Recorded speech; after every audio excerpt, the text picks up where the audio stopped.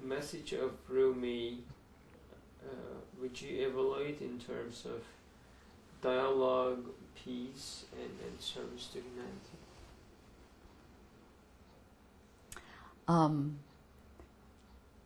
Rumi was certainly a mystic,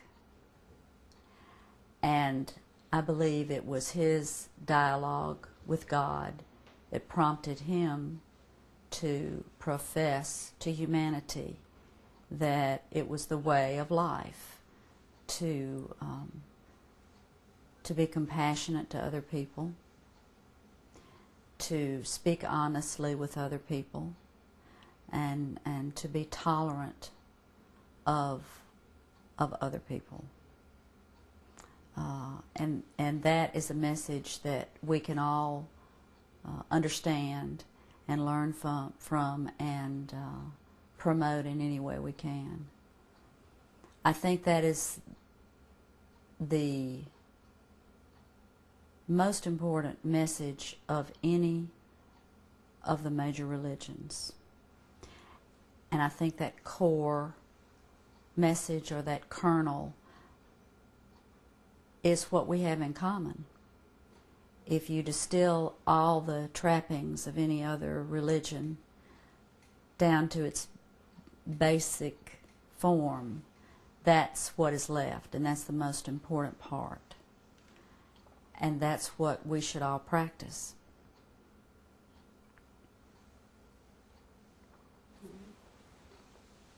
So we come to more generic questions about Islam and issues about today's world. So how would you evaluate, consider the caricatures, the cartoons published about the messenger of Islam, in the concept that the dialogue and the world peace? When I first heard about the cartoons, I was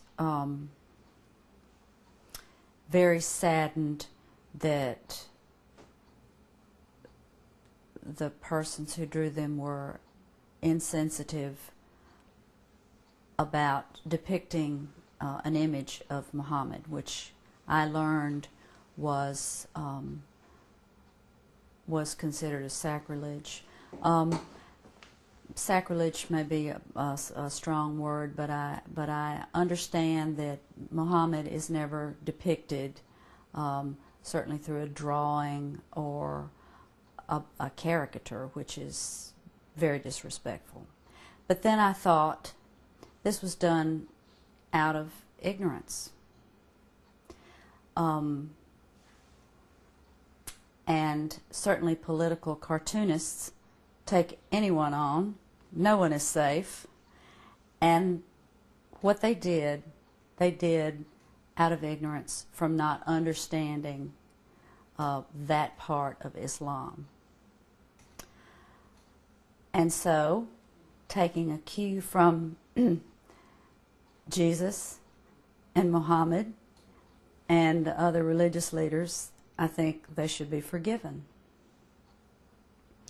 And I'm sorry that certain people in the radical community decided to use that to incite violence. It's very regrettable. But it could be a moment when we all stop and talk to each other about the problems, who made the mistakes, and who took advantage of the situation, and how we can promote a calming influence when things like this happen. Once again, it goes back to dialogue. If people can talk to each other, if people have the knowledge of the other person's religion, they can respect the other person's feelings and be more sensitive about that. I certainly would never want to insult anyone on purpose, and it's simply a matter of learning what would insult the other person and avoid that. So I certainly hope it can be avoided in the future. Speaking of the do you think the Prophet Muhammad, peace be upon him, is known in the Western world? Like enoughly known? I don't think the Prophet Muhammad is very well known in the Western world. I didn't know very much about Muhammad, and I'm still learning. I'm certainly not an expert. I've learned a little bit from my friends, my Muslim friends. I don't think the Western world knows very much about Muhammad at all, because in our own religions, we tend to not venture out and ask questions about other religions. I think this is some sort of fear we have of other religions. But if we would only reach out and learn a little bit more about someone else's religion, we would be better off. Understand the Prophet Muhammad was a great man, and a good and kind man, and had many of the same qualities as Jesus, the leader of my religion, did. And I respect him, and I respect the Muslim religion. The more I know, the less concern I have about accepting someone else's religion.